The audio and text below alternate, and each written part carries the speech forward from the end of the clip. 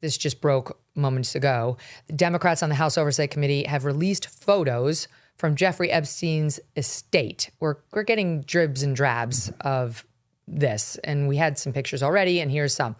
There are some that show Donald Trump, Bill Clinton, Steve Bannon, Bill Gates, and others. None of the released images depicts any sexual misconduct. None is believed to depict underage girls.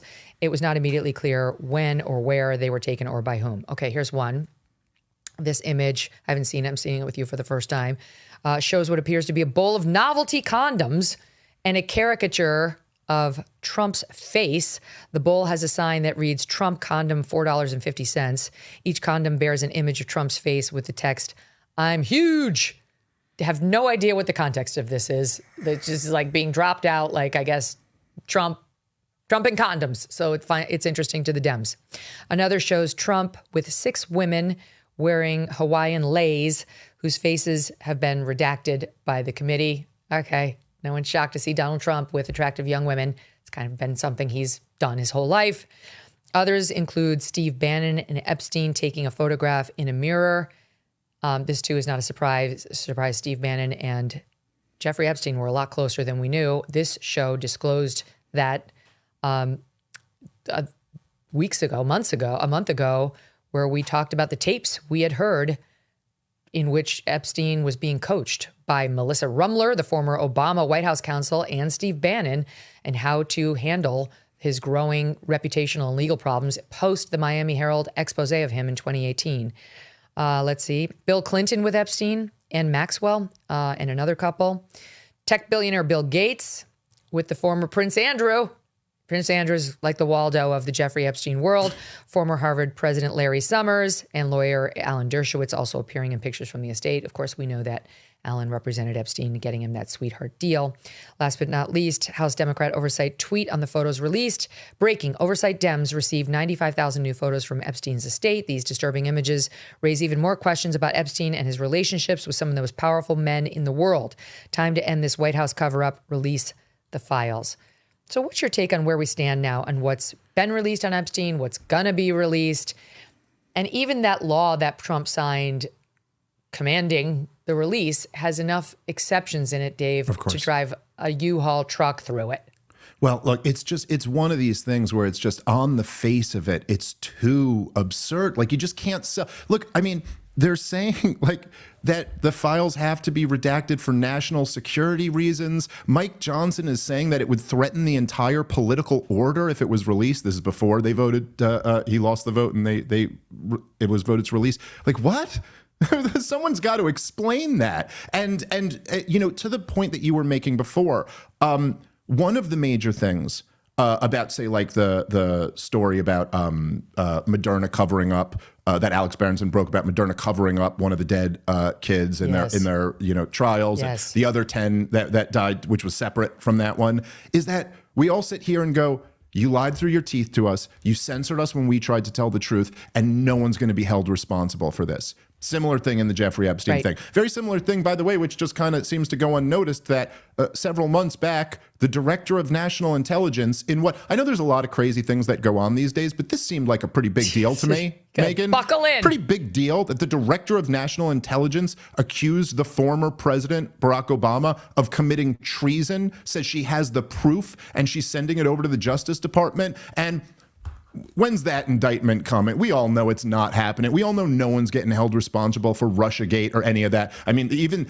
like, not at all. Know, even the Comey case, which they totally seem to have mishandled, that he's not going to face any justice over all the crimes he committed. John Bolton may be actually caught with mishandling some classified information, but that's separate from the major crimes that have been committed. Cares? But no one cares about John Bolton. Right. It's just not like, are we ever, like, essentially when your whole central political promise was to drain the swamp.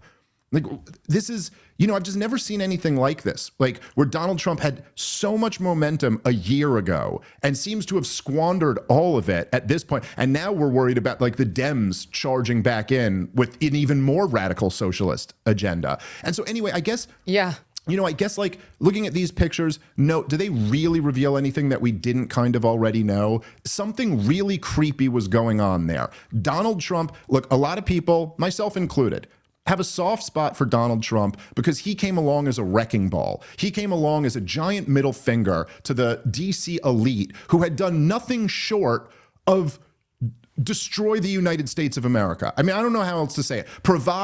They presided, over the United States of America, the strongest, most powerful, most economically advanced country in the history of humankind. And they've left us with $38 trillion in debt, 7 wars with just disastrous results, nothing but millions of people slaughtered, a debased currency, just like so much awful. And so he was the middle finger to them.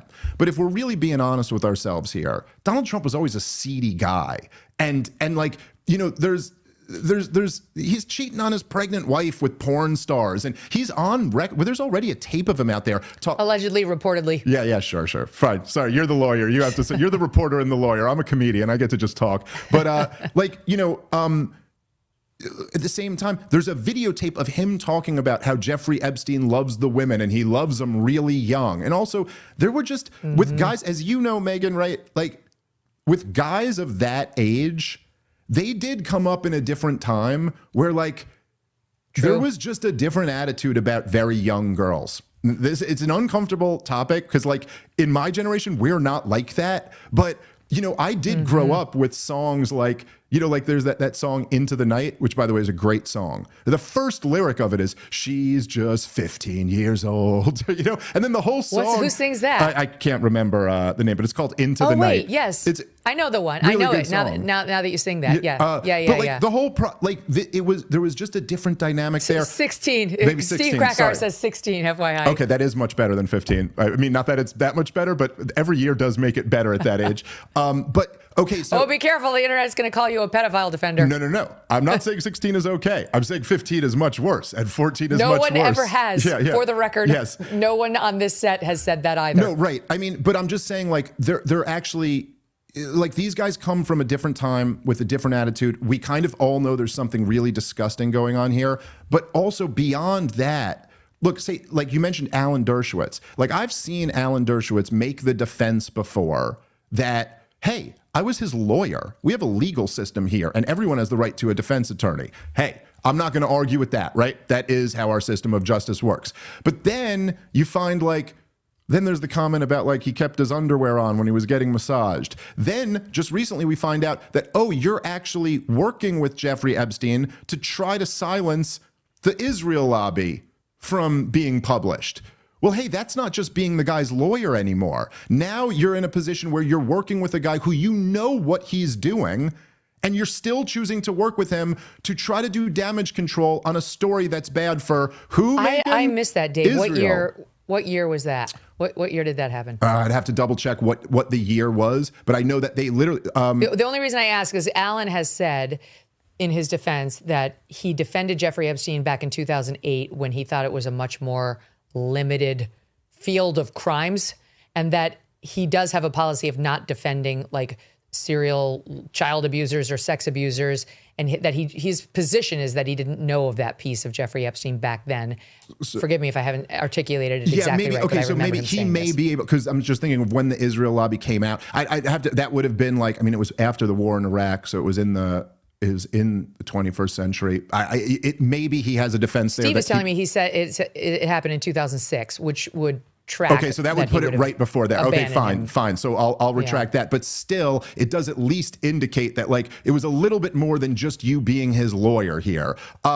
So, okay, fine. So that wasn't before. Well, we've seen Israel is the great uniter for certain people. And it's like all that matters in their interpretation of whether you're a good person or not is how you feel about Israel. That's like 100%. It's kind of crazy. Well, 100%. I mean, I've certainly found that, like myself, with a lot of these guys who, like, I was completely opposed to lockdowns and the vaccine mandates. I was completely opposed to U.S. supporting the war in Ukraine. I was completely opposed to Joe Biden's open immigration. I'm opposed to big government. I believe in fiscal sanity. These guys all love that stuff. but it doesn't matter. They think I'm the devil because I'm critical of Israel and the U.S. relationship to Israel. And this, by the way, is John Mearsheimer and Waltz's whole point, is that this is the Israel lobby. Like, the Israel lobby isn't just AIPAC. The Israel lobby is Barry Weiss and Ben Shapiro and Alan Dershowitz. It's very obvious. It's their number one issue that animates them the most. You are evil if you're not on the same page with them as far as that's concerned. Ben Shapiro will, for all of his talk, he'll sit down with a progressive who believes is pro-choice and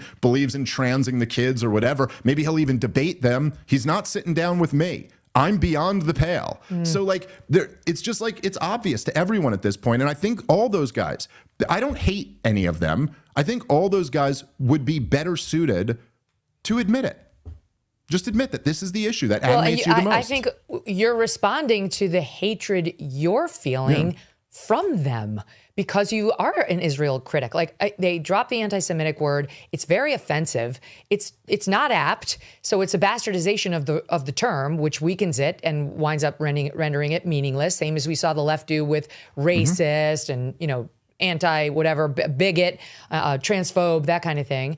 Ben and I have sat down. He's never called me those words, but the Israel lobby, the loud Israel, pro-Israel people on Twitter were quick to call me an anti-Semite just for that Jeffrey Epstein comment. Like, literally, they it was like the pro-Israel coalition. I published it when it happened.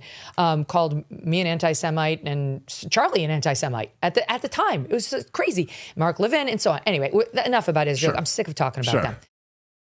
Ever read the label on a typical bag of chips? It's often a science experiment of seed oils, MSG, artificial dyes, and mystery ingredients. Masa is part of the growing movement to bring back real food. Masa chips contain just 3 ingredients: organic corn, sea salt, and 100% grass-fed beef tallow. Not only do these chips avoid the bad stuff, they also taste delicious too. Snacking on Masa chips is nothing like eating regular chips. With Masa, you feel satisfied, light, and energetic with no crash and no bloat. And if you love Masa, then you will love Vandy Crisps. Vandy, which is Masa's sister company, makes the most delicious 3-ingredient potato chips too. Ready to give Masa or Vandy a try? Use code MK for 25% off your first order at masachips.com or vandycrisps.com, or simply click the link in the video description or scan the QR code to claim this delicious offer. Don't feel like ordering online? Masa and Vandy are now available nationwide at your local Sprouts supermarket. Stop by and pick a couple of bags up before they're all gone. Thanks so much for watching. If you like what you just saw, hit the subscribe button for more clips and full episodes.